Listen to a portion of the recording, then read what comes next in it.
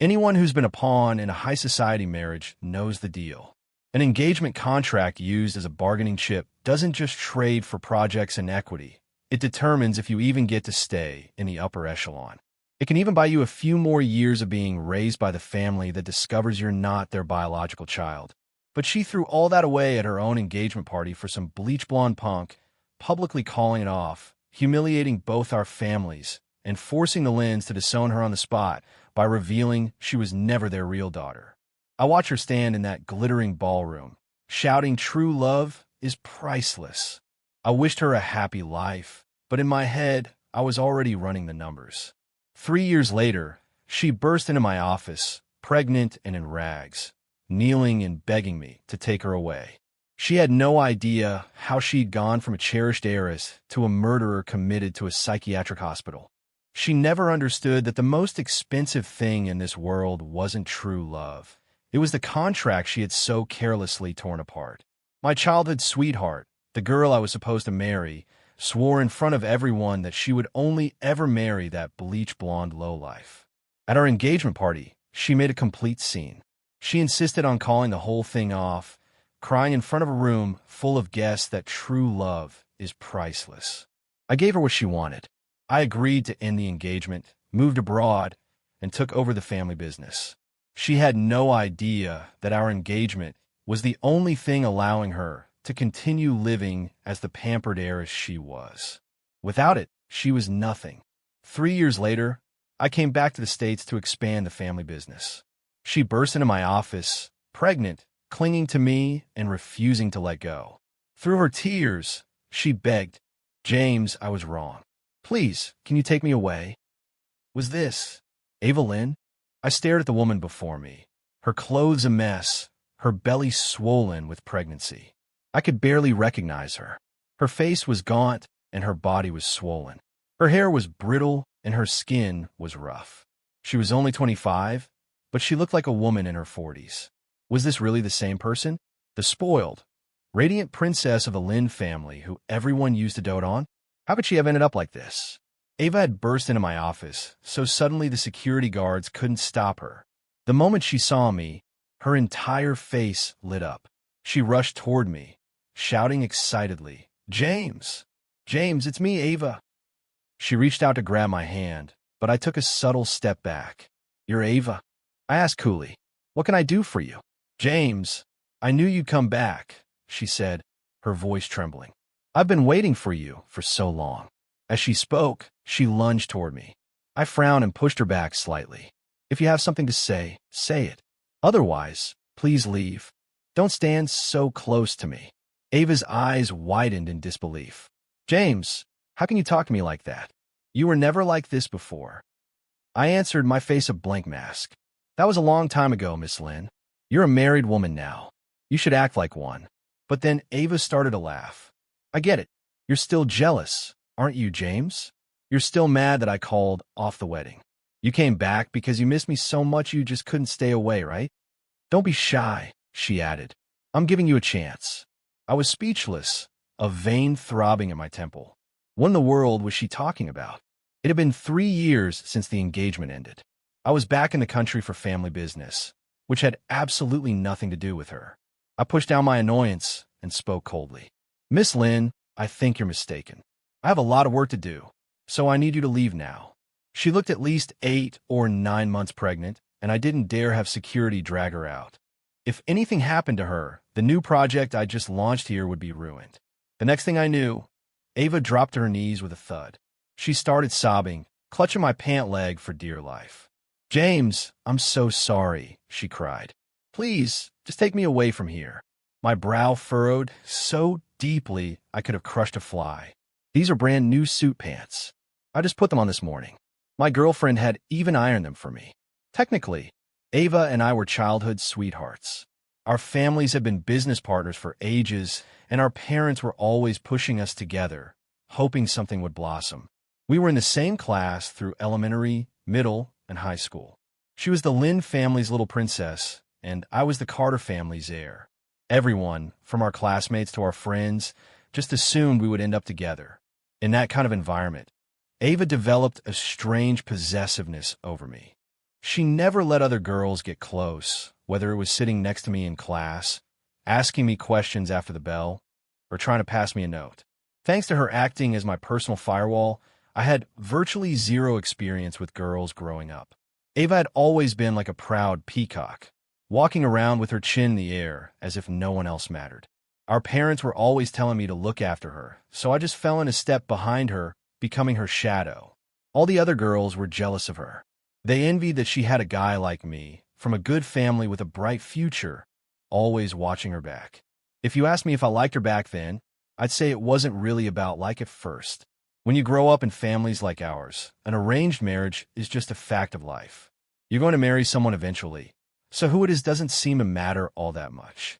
At least, that's how I saw it. But over time, after spending so many years together, I invested more of myself, and feelings started to grow without me even realizing it. I figured our lives would just unfold naturally from there. After all, our parents had arranged our engagement ages ago. We finally went our separate ways when we started college. Ava didn't do well on her SATs, so she didn't get into my university. The year we both graduated from college, our family started making arrangements for our engagement party. And that's when Ava brought some lowlife home to meet her parents.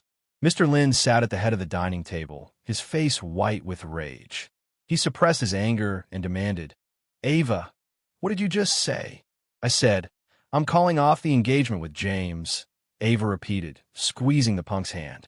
She stood there defiantly, her words sharp and final. "Absurd." Mr. Lin slammed his fist on the table. "What are you talking about? Why did you bring this piece of trash into our home? Tell him to get out now." "He's not trash. He's my boyfriend." Ava shot back. "I'm going to be with him. I am not getting engaged to James." The punk's eyes were practically bugging out of his head as he gawked at the Lin's mansion. He turned to them with a greasy smile. "Hey, future father and mother-in-law. Ava and I, we're the real deal. This old-fashioned arranged marriage thing you've got going on is totally outdated. It's so restrictive, right, babe?" With that, he wrapped his arm around Ava and planted a kiss right on her lips. "You're so right, honey." Ava squealed, melting into his embrace. I couldn't help but shudder. I had known Ava my entire life, and I had never heard her talk like that. Mrs. Lin stared at the punk's yellow teeth and nearly fainted. She managed to steady herself and pleaded, "Ava, stop this nonsense. James is right here. You know this is impossible. Your engagement party is in 3 days. The invitations have all been sent. If you call it off now, how are our families supposed to face anyone?" "I don't care," Ava shrieked, her expression stubborn. "I'm not going to be a pawn in your business deals anymore. I'll choose who I want to be with." I finally had to say something. "Ava, is this really what you consider a good man? I don't get it. What does he have that I don't? Have I ever, in our entire lives, treated you badly?" "What would you know?" Ava said, lifting her chin smugly and tightening her grip on the punk's arm. "What do you have besides your family's dirty money? Without the Carters, who are you, James? The gifts you give me are always designer brands, jewelry, or limited edition bags. There's no heart in it, just tacky, expensive stuff.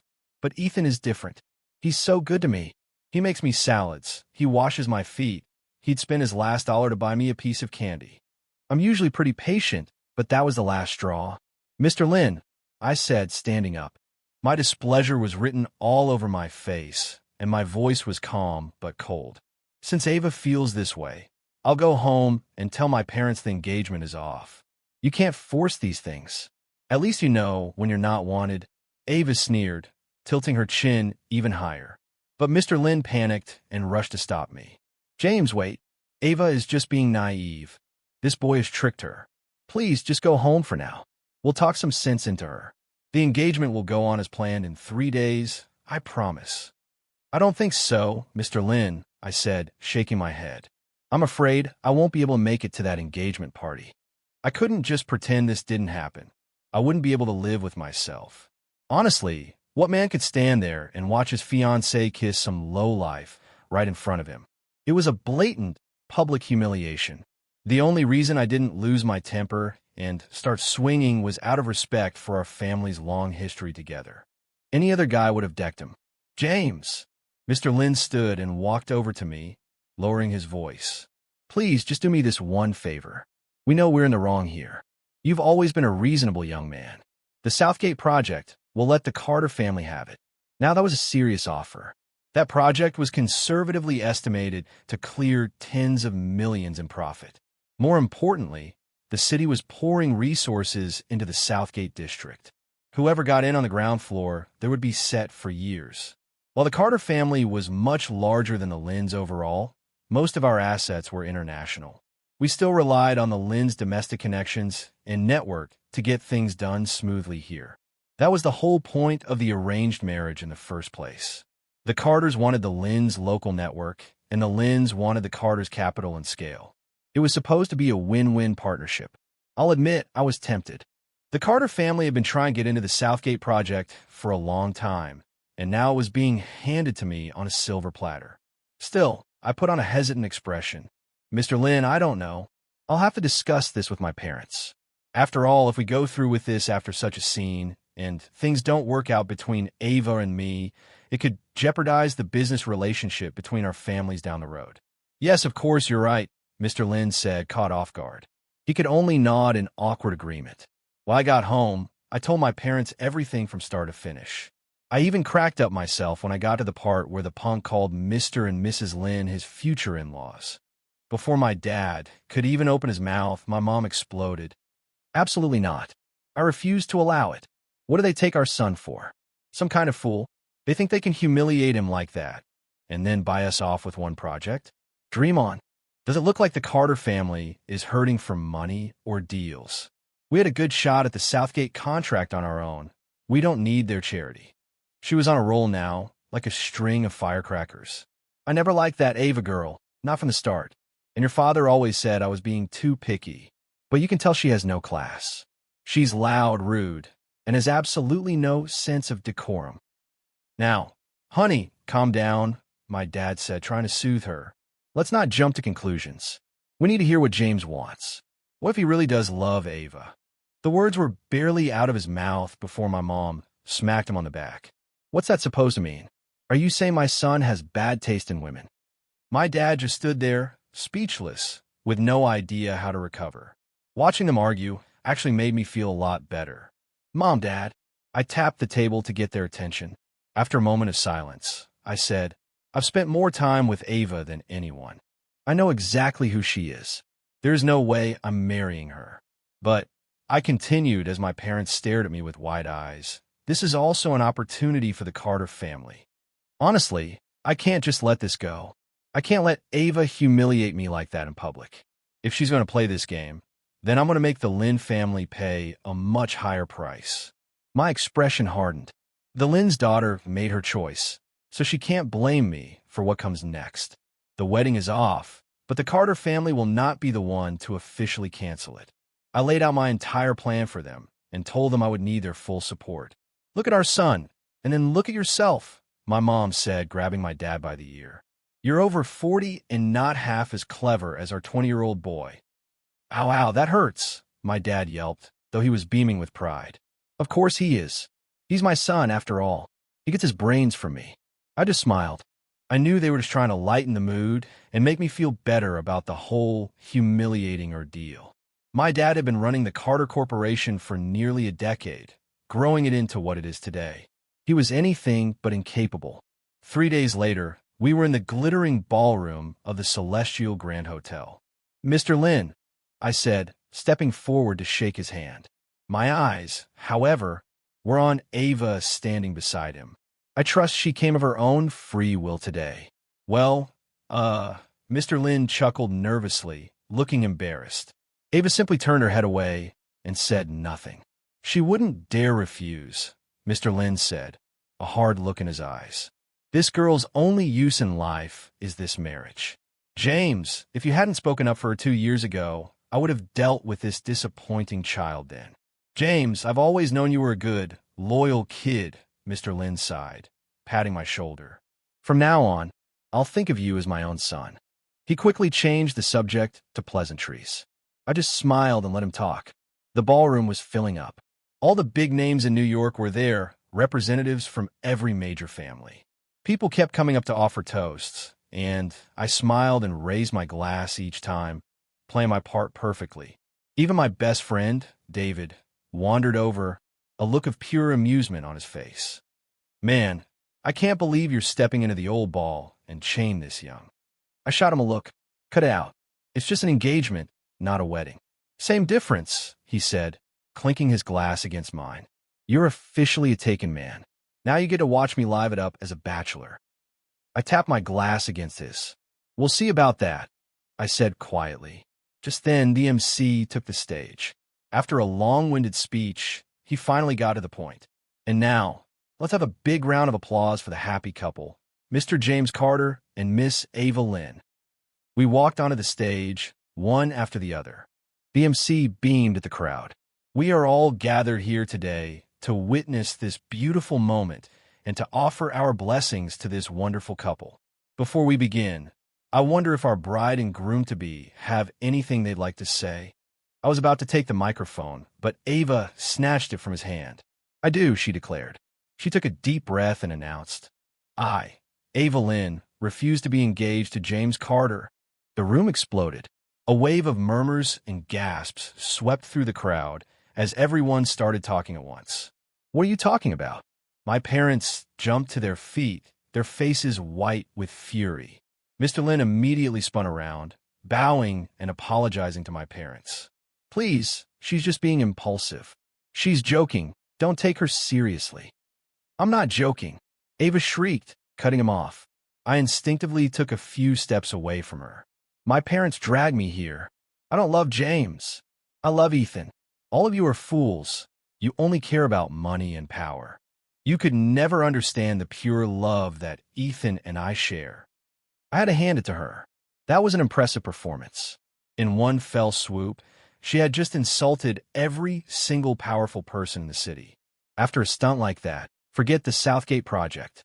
The Lynns would have a hard time getting anyone to do business with them. I thought that would be the grand finale, but then Ava bit her lip, stomped her foot, and dropped another bomb. And I'm pregnant with Ethan's baby. As soon as the words left her mouth, the giant LED screen behind us lit up, displaying a crystal-clear image of a pregnancy test report. The name on it read, Ava Lynn. I came here today to tell all of you money worshippers, she declared, that true love is priceless. With a thud, Mrs. Lynn fainted, collapsing to the floor. The entire room erupted into chaos. I glanced at Ava. Look, I said calmly. You made your mother faint. Ava was unfazed. She deserved it for trying to force me to marry you. I just hope you don't regret this, I said, my voice low. Then, while she was distracted, I took the microphone from her hand. Everyone, please remain calm. An ambulance is on its way, I announced. I know today has been a spectacle, and I sincerely apologize to all of you for being dragged into this. On behalf of my family, I am truly sorry. I paused for a moment. Given the circumstances, it is clear that the engagement between the Carter and Lynn families cannot proceed. I can only wish Miss Lynn all the best for her future. The Lynn family had been thoroughly humiliated. It was up to the Carters to be the bigger people and handle the situation with some grace. And just as I'd expected, after I finished my calm, measured speech, the looks I got from the crowd changed. There was less pity and more admiration. Even Mr. Lynn looked at me with a flicker of gratitude. They probably all expected a guy my age to either lose his cool completely or storm off in a rage. I could have probably even slapped Ava, and people would have thought, can't blame the kid. I'd have done the same thing. But what would that have accomplished? Ava would be the laughingstock of the city, and I'd just be some hot-headed kid. We'd both lose. By choosing to keep my composure, I showed them I was mature and could handle a crisis. But all that patience would be a waste if I didn't get something real out of it. A small smile played on my lips. Now, it was time to see how the Lynn family planned to compensate the victim in all this. They'd better make it good. As I predicted, after the dust settled, the Lynn family had no choice but to hand over 5 of their projects to the Carter family as compensation. The day we signed the papers, Mr. Lynn's face was twitching so badly it looked like he was in physical pain. I pretended not to notice and acted magnanimously. As for Ava, the Lynns threw her out for good. What she didn't know was that they had planned to kick her out 2 years earlier. It was only because I intervened, reminding them of our long history together, that they agreed to let her stay. I bought her 2 more years in that house. 2 years ago, I had to remind them that officially Ava and I were still engaged. That was the year the Lins discovered Ava wasn't their biological daughter. She had been switched at birth by Mr. Lin's own secretary. Real life isn't like a novel. For families like theirs, bloodline is everything. The Lins only had one child, and our engagement agreement even stipulated that one of our future children would have to carry the Lin surname to continue their family line. So when the truth came out, they were ready to throw Ava out on the street without a second thought, even though they had no idea where their real daughter was. I was the one who suggested they hold off. The Carter and Lin partnership was still active, and if the engagement remained in place, they could find their real daughter later and still have a way to continue the family name. For a family with the Lin's money, supporting one extra person was nothing. So Ava remained completely in the dark, blissfully unaware, still believing she was the untouchable Lin family heiress. I'd bet my life that if she had known the truth, she never would have pulled a stunt like this. She was so reckless because she was absolutely certain that as the sole Lin heir, her parents would never, ever abandon her, no matter what she did. Holy crap, David said the next time I saw him for drinks. James, you dodged a massive bullet with Ava. The girl has completely lost it. He leaned in, his eyes gleaming with gossip. You haven't heard? The Lins made a public announcement yesterday. Ava isn't their real daughter. She drove her car straight into their front gate. Nearly gave Mr. and Mrs. Lin a heart attack. I took a sip of my drink, a flicker of irony in my eyes. Ava was so incredibly spoiled. The Lins had raised her entire life. For the sake of her reputation and to make sure she was taken care of, they had already done more than enough for her. And in return, she handed them the perfect excuse to cut her off completely. I kept these thoughts to myself, though. I didn't want to talk about Ava anymore. I had more important things to focus on. And stop calling me Johnny. I'm going to keep calling you Johnny, David said with a smirk. My whole life, my dad has been comparing me to you, the perfect son he never had. Do you have any idea how many lectures I got because of you? Now it's my turn to annoy you. Johnny, Johnny, Johnny. Say it one more time. I interrupted, my expression unchanged, and you're out of the next deal. Okay, man, I'm sorry. David immediately put on a pathetic face. I don't know what my dad's thinking, giving me a $30 million investment target for the year. And I'm not allowed to lose a dime. He knows I'm not cut out for this stuff. You should just let my brother handle everything. I gave him a sideways glance as he played the fool. In our world, you rarely find someone as genuinely clueless as Ava. David wasn't incompetent or lazy. He was just smart enough to know he couldn't touch the core assets of his family's corporation. His older brother, Alex, was 10 years his senior and had already earned the complete trust of the older generation. On the board, Alex was the undisputed top dog. David stood no chance against him in a power struggle. Besides, an open fight between brothers would throw the whole family into chaos. That's why, ever since David turned 18, his father had been setting these annual performance goals for him. It was partly to sharpen his skills, and partly to help him build his own capital. That way, even when Alex eventually took over the main business, David wouldn't be left with nothing. David was smart. He deliberately cultivated this image of a carefree playboy. It kept the family elders entertained and made his older brother see him as less of a threat. All right, drop the act, I said. I bet even your dad has no idea how much you've made on the side over the years. Yeah, well, I had a good teacher, didn't I? David said with a shameless grin. Couldn't have done it without you, Master James. I'm heading overseas soon to take direct control of the family's international assets, I said, finishing my drink and setting the glass down. My tone was quiet but firm. While I'm gone, I need you to keep a close eye on the market here and on the other major families. You're the only one I trust to do it. David's playful expression vanished. He nodded, his face serious. Got it. You can count on me. My thoughts snapped back to the present.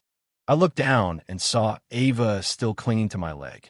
I called Mr. Lin directly, but he refused to come. He sent Ethan to deal with her instead. The moment Ethan arrived, he slapped her hard across the face twice.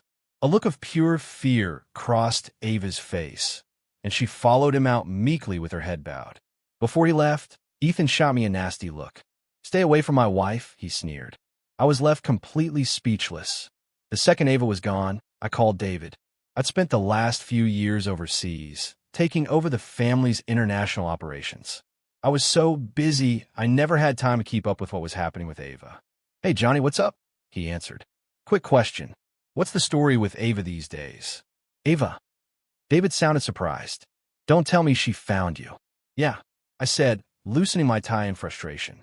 "She was just in my office, clinging to my leg, begging me to give her another chance." A roar of laughter erupted from the other end of the line. "Wow, James, I can't believe it. That train wreck actually found her way back to—" "Shut up," I cut him off.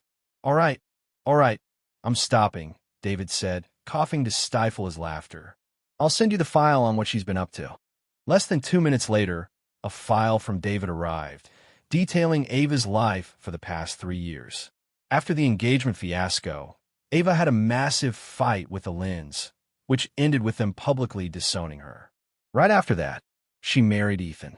At first, things weren't so bad. She sold off all her designer bags and jewelry, which gave her and Ethan enough money to live comfortably for a while. Ethan sweet-talked her into buying a small house for their future and even moved his mother in from out of town to live with them. But Ava was used to spending lavishly, and neither Ethan nor his mother were frugal. He didn't have a job, and his mom was always asking for handouts, so the three of them lived entirely off her money. In less than 6 months, the money ran out. By then, Ava was heavily pregnant and could barely walk. With no other options, she swallowed her pride and went back to the Lynns for help. At the time, the Lynns were in the middle of a citywide search for their biological daughter. When Ava found out, she said the stupidest thing possible. "Your real daughter is probably dead by now. You should just give up and take me back. At least I can take care of you when you're old." That comment nearly sent Mrs. Lynn, who was desperate to find her child, to the hospital. Needless to say, Ava left empty-handed and was thrown out once again. As for her true love, Ethan, his attitude changed completely the moment he realized the Lynns were done with her for good. When Ava got home that day, Ethan and his mother greeted her with smiles, but their faces fell the second they saw she was empty-handed. Ava, completely oblivious, tried to fall into Ethan's arms to cry about how cruel the Lynns had been. But Ethan just shoved her away and walked into the other room. Ethan's mother stood by, sneering. Well, look at the poor little orphan. Now you really have no one." From that day on, Ethan's mother treated Ava like a servant, forcing her to do all the cooking, cleaning, and laundry. But Ava, who had been waited on her whole life, couldn't stand it. A few days later, she and Ethan's mother had a massive argument. When Ethan got home, he saw them fighting. Without even asking what happened, he walked over and slapped Ava across the face. "Who do you think you are?" he yelled. "Talking back to my mother? You hit me." Ava was stunned. She raised her hand to strike back, but she was no match for him, especially not while pregnant. He grabbed her wrist and slapped her again. "You want more? Because I'll give you more. I thought I was marrying an heiress. But you're just a fraud. You can't even get a dime from your family. So what do you have to be proud of? My mother gives you chores to do because she's being generous and you dare talk back? I'll beat you to death." After that, Ava ran away. It was ironic, really. She had thrown away her life for true love, looking down on people like me. And now, that same true love was beating her because she couldn't bring him any money. She first worked up the courage to go back to the Lynns, begging for forgiveness and asking them to take her back. They didn't even let her in the door. Next, she went to her old group of best friends, hoping one of them would let her stay for a while. But she had spent years lording her status over them, calling them friends, but treating them like her personal assistants. So when she actually needed help, not a single one was willing to offer it. The kinder ones made excuses about their parents or not having enough space. The less kind ones mocked her to her face, nearly sending her into early labor. The worst one, Sophia, pretended to be sympathetic, crying with her and encouraging her to spill every last detail of her miserable life. As soon as Ava was done talking, Sophia went and told everyone in their social circle an exaggerated, humiliating version of the story. Ava was completely and utterly humiliated. She couldn't show her face in that circle anymore, which meant she had run out of doors to knock on. Apparently, that's when she tried to find me. But I was already overseas, so that was another dead end. After a few days of being homeless, she had no choice but to drag herself back to Ethan's. She was, of course, welcomed with another beating. After that, it was as if the pride of the once great Lynn family princess was beaten out of her, piece by piece. Under a constant barrage of insults and fists from Ethan and his mother, she learned to wait on them hand and foot. A bruised face became her new normal. But to outsiders, she kept up appearances insisting, "He's actually really good to me." Things only eased up slightly when she was about to give birth. "A belly that big, it has to be a boy," Ethan's mother would say, convinced she was getting a grandson. But Ava's first baby was a girl. I didn't need to read the rest to know what happened. Because she hadn't produced the precious grandson, Ethan and his mother became even crueler. They forced her to go back to work before she had even recovered from giving birth. Ava tried to run away a couple more times, but she had been catered to her whole life and had no idea how to support herself. She managed to get a job as a cashier once, but a few days later, Ethan found her and dragged her home by the hair. Soon, she was pregnant again. It was another girl. The two children exhausted her completely and wore out whatever little patience Ethan and his mother had left. During one fight, Ethan broke her ribs. I closed the file, a cold feeling settling in my stomach. This was the true love she had sacrificed everything for? It was pathetic. I picked up my phone and dialed a number. "Hey, are you home yet?" "I am," a clear, gentle voice answered. "How are you feeling? Everything okay?" I asked, unable to help myself. "Everything's fine. Stop worrying," she said. I breathed a sigh of relief. "Good. Can you let your parents know I'll be stopping by in a few days? I think it's time we officially started planning the wedding." "Okay, I will," she replied. I was still smiling when I hung up the phone. 3 years had passed, and now James Carter, was finally about to take the plunge myself. I never thought I would see Ava again. But 3 days later, at a party hosted by the Lynn family, she somehow managed to get inside. She was wearing a cheap, dowdy dress that made her look like a tired housewife. In a room full of elegant gowns and tuxedos, she stuck out like a sore thumb. I was in the middle of a conversation with David about some upcoming investments. "Ma'am, I need to see your invitation," a waiter was saying nearby. "You can't enter without one." We both turned to look. A few staff members were surrounding Ava, trying to escort her out. "I'm a guest of the Lynns," Ava shrieked. "I'm here to see James." Every head in the room swiveled in my direction. Ava saw me and started pushing through the crowd. "James! James! I'm here for you." The staff tried to hold her back, but they looked to me for guidance. I gave a slight nod, and they let her pass. Ava rushed right up to me, her arms open for a hug. I sidestepped, and she stumbled past me. "What do you want now?" I asked. I truly could not understand why she was so obsessed with me. "Stop pretending, James," she said. "I know you've never gotten over me. You're still in love with me." She held her chin high, speaking as if it were all a foregone conclusion. Ignoring me for all these years was cruel, you know. But if you apologize and treat me better, I'm willing to forgive you. She smoothed her messy hair and kept talking. "I can get rid of the first 2 useless girls, but this one," she said, patting her stomach, "this one's a boy. You'll raise him as your own son. You'll be good to him. You'll give him everything. I'm done having kids after this. I'm getting my tubes tied, so don't expect any more from me. And after we're married, you'll sign over a portion of the Carter Corporation shares to me as compensation for everything I've been through. And one last thing," she added, her voice dropping to a venomous hiss. "You have to get rid of Ethan and that old witch. I won't marry you until they're gone."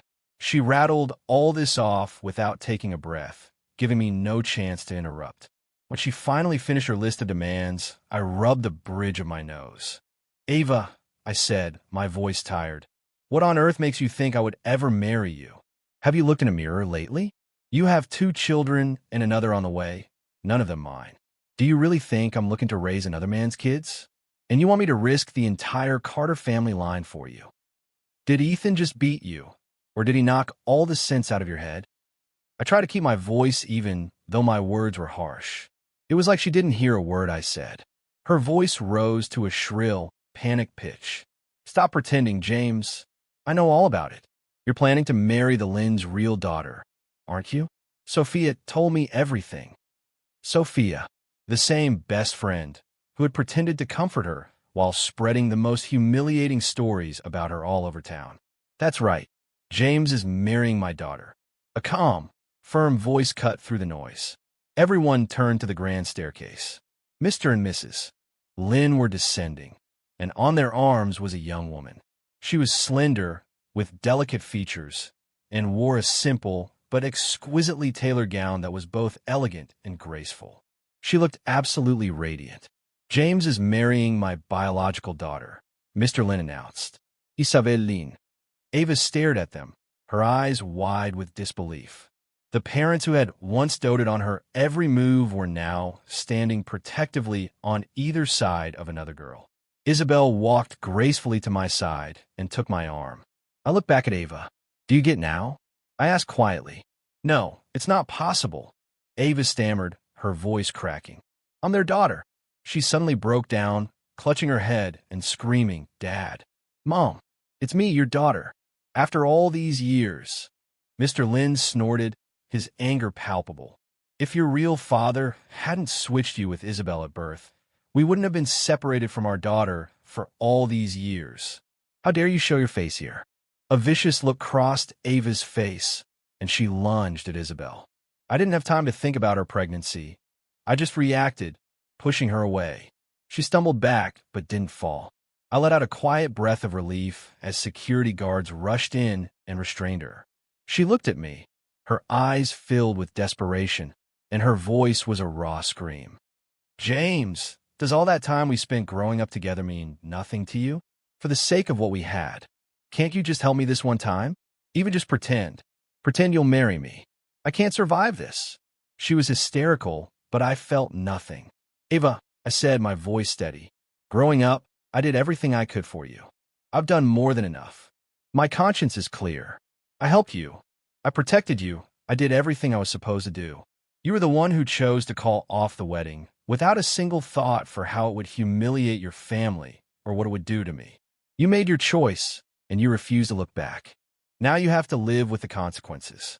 My voice was perfectly calm, betraying no emotion. It was as if she was finally hearing me for the first time. James, she choked out, you never loved me, did you? No, I answered, without a moment's hesitation. I didn't. The guards dragged Ava away, and despite the drama, which everyone had clearly enjoyed, the party continued as scheduled. Mr. Lynn stood on the stage, beaming, and took the microphone. Ladies and gentlemen, we've gathered you here tonight for a very special announcement.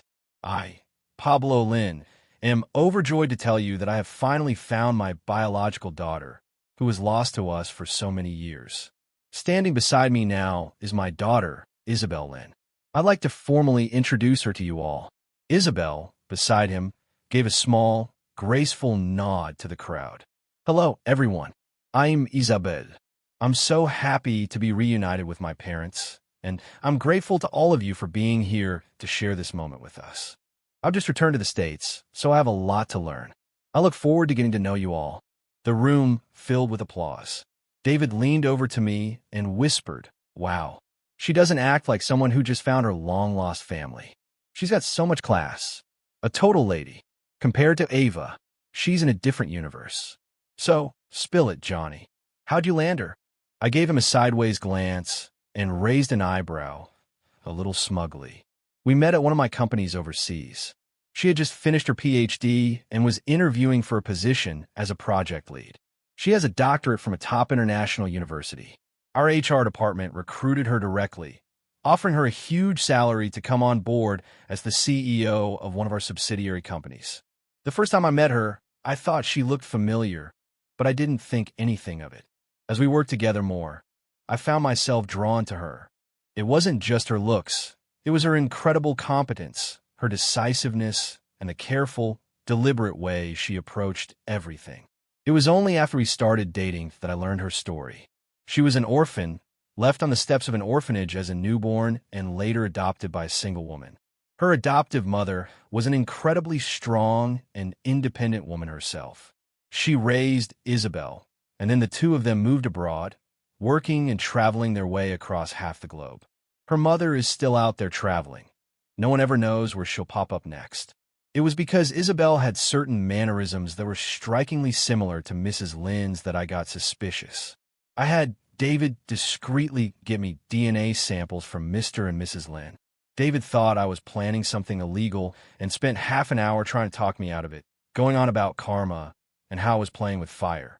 When the DNA test came back, confirming Isabel was the Lynn's daughter, I didn't immediately rush her into some dramatic family reunion. I spent the next 6 months slowly building our relationship, earning her trust until she felt safe with me. Only then did I bring her back to the States and arrange the reunion. I'd be lying if I said my motives were entirely selfless. Looking at Isabel on that stage, I couldn't help but feel a sense of pride. She was, first, a top executive at my company. Second, she was the woman I had chosen to be my girlfriend. And only third was she the Lynn family princess. The order of those identities was crucial for the future of our marriage. She was my colleague first, then my partner, and a wealthy heiress last. And damn, my girlfriend is beautiful. Ava lost her mind. She killed Ethan. The reason? Her third child was another girl. When Ethan found out, he decided he was going to make her start selling herself. "You useless waste of space," he screamed at her. "You can't even give me a son. So what good are you? You're washed up, rotten. Who'd even want you? The only thing you've got left is the novelty of having once been a Lynn." That night, Ava took a cleaver from the kitchen and killed him. The next morning, when Ethan's mother opened the door, she found Ava sitting in a pool of blood, looking up at her with a smile. His mother screamed. Ava lunged, trying to kill her too, but the old woman managed to stumble out of the house and get away. By the time the police arrived, Ava had completely snapped. She wouldn't answer any of their questions. She just sat there, giggling to herself in a way that made your skin crawl. The police brought me and the Lynns in, hoping she might at least recognize a familiar face. It was no use. She looked at all of us with the same vacant stare, like a puppet with its strings cut.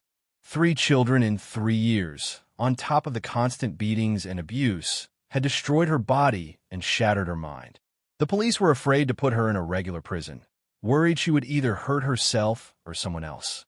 In the end, Mr. and Mrs. Lynn paid to have her committed to the best psychiatric hospital in New York.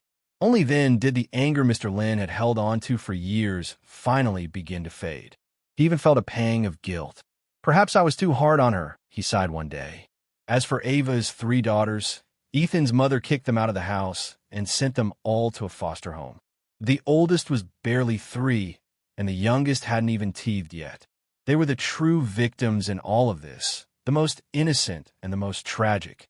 Isabel and I discussed it and decided to set up an anonymous trust to fund the foster home, with special provisions to ensure those 3 girls would always be cared for and have everything they needed to grow up. A year and a half later, Isabel and I were married. Soon after, we had a daughter of our own. My parents were completely smitten. They practically stole the baby from us the moment she was born, holding her so tight they barely let us have a turn. Isabel and I had to get in line just to hold our own daughter. They even took over the nanny we hired to help out. The Lynns, for their part, gave up on the idea of having another child to carry on the family name. After everything that happened, they were just focused on making up for lost time with Isabel. One day, Isabel asked me, "Do you want to have another?" I thought for a moment, then shook my head. "No, it's too hard on your body." I gently ran my hand over her stomach, over the faint lines left by her pregnancy. It made my heart ache every time I saw them. "I'm already the luckiest mother in the world," Isabel said with a smile. "You've given me the best care imaginable. I've had it so much easier than most women." I got a thoughtful look on my face. "You know, what if we started a company that provided comprehensive prenatal and postnatal care? a service that managed everything from physical health to emotional support. Do you think there'd be a market for that? Isabel poked me gently on the forehead. You and your business ideas. We can talk about that later. But seriously, if we don't have another, aren't you worried about continuing the Carter family name? I blinked, confused. What do you mean? We have a daughter. Isabel burst out laughing, so hard she could barely breathe. What's so funny? I asked, completely lost. Nothing, she said, still trying to stifle a giggle. You'll get it eventually. Hey, honey, David wants to grab a drink. Is that okay? It's easy for him, he's single. You have a wife. He's always asking you out. I'm starting to get jealous. Come on, the guy's almost 30 and still single. He's a mess. What girl would want him?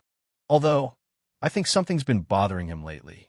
He keeps drinking by himself and asking me for advice on how I got you to marry me. Is that so? Well, you should go then. Just make sure you come back and tell me all the gossip. Yes, ma'am. I'm heading out. Love you. Your worth is your only true contract. The point of this story isn't whether true love is better than an arranged marriage. It's about a deeper question. Is your value something given to you by others, or is it something you create for yourself? Ava's tragedy was rooted in the fact that she never had anything that was truly her own. Everything she was came from the Lynn Heiress label. She confused the platform she was given for her own ability and her family's bargaining chips for her own strength. When she tore up the one contract that guaranteed her identity, she was left with nothing. She ended up as an even cheaper pawn in another man's game. This story isn't about giving up on love. It's a reminder that in the game of life, you have to be a player, not a pawn. We all have an unwritten contract with the world. It's built from our knowledge, our skills, and our character. That is your real power, the value that no one can ever take from you. When you're strong in your own right, the best relationships aren't about one person saving the other.